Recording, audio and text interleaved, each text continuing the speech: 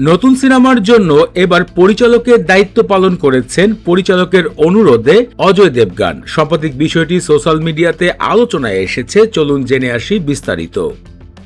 সাম্প্রতিক অজয় দেবগনের নতুন cinema ranger, যেটি পরিচালনা করছেন জগৎ শক্তি, পরিচালক একটি দৃশ্যের সময় মনে করেছেন এই দৃশ্যে তিনি পরিচালনা করবেন না, এখানে অজয় দেবগন নিজেই পরিচালকের সিটে বসবেন।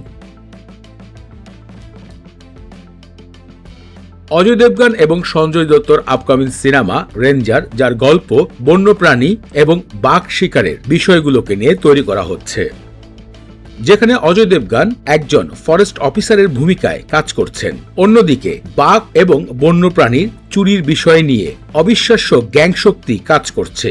সেই ভয়ঙ্কর গ্যাংয়ের প্রধান হিসাবে দেখা যাবে ভয়ঙ্কর চরিত্রে সঞ্জয় দত্তকে। এছাড়াও এই সিনেমায় অভিনেত্রী হিসাবে কাজ করছেন তামান্না ভাটিয়া।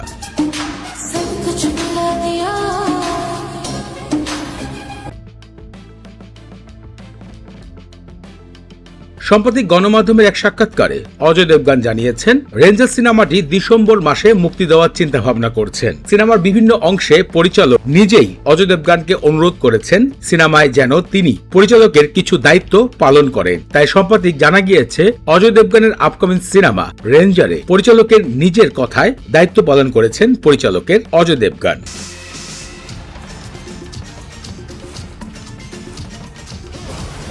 ইতিমধ্যে সিনেমার বেশ কিছু টিজার পোস্টার অফিসিয়ালি ভাবে মুক্তি দেওয়া হয়েছে।